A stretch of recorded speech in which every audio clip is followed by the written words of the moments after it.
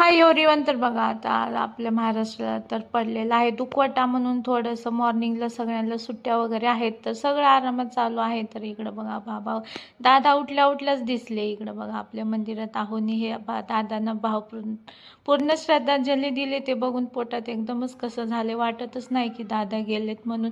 लगेच खाली आली, न्यूज लावली, जिथं बघल तिकडं दादा दादा. असं वाटतच नाही की दादा गेले. असं वाटते नाही का येतील आणि म्हणतील हे नाही का मी आहे रे, ते दुसरंच कोणीतरी होतं असं म्हणतील, असं वाटायला लागले नाही का. तर बघा असं वाटतच नाही आहे की दादा गेले. आणि छोट्या छोट्या मुलांना सुद्धा दुःख झाले दादा गेल्याचं. तर खूप खूप मोठं दुःख आपल्या महाराष्ट्रावर आलं. तर चला असो, तर दादांना झाला अखेरचा निरोप दिला, दादा गेले. तर चला म्हटलं आता स्वयंपाक करूया.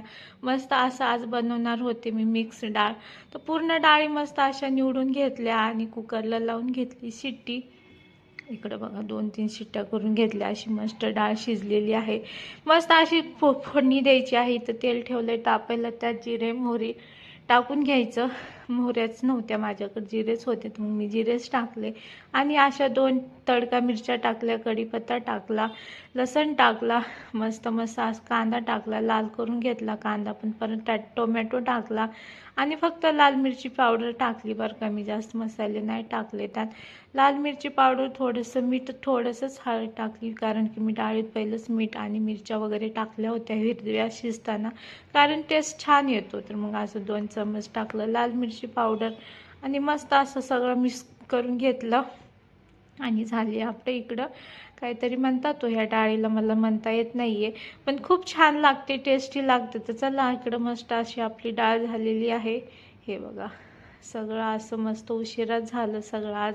मग इकडं डाळ वगैरे करून घेतली होती. आहुंना सकाळी लवकर जायचं असतं, मग त्यांना मी दिलं होतं सकाळीच करून, म्हणजे 6 वाजता 8 वाजता भाकरी केल्या होत्या आणि इकडं कांदा पाते खाऊन गेले होते. मग मस्त असं झालं सगळ्यांचं खाणं पिणं. मग आपली कामं आवरून घेतली. हे बघा कपडे वगैरे धुवून घेतली, अर्धी माझे कपडे सुकले, फरशी वगैरे पुसून सगळी कामं झाले. म्हटलं चला थोडंसं आता चिमटे वगैरे लावून घ्यावं. मस्त असं इकडं सगळं कामं झाले आणि म्हटलं थोडा आराम करूया दुपारचं. तर चला मस्त आता ऊन पडलेलं आहे, तर जास्त पाणी प्यायचं. बघा मी जास्त पाण्याची बॉटल ठेवली सोबत. तर तुम्ही पण तब्येतीची काळजी घ्या. तर चला असं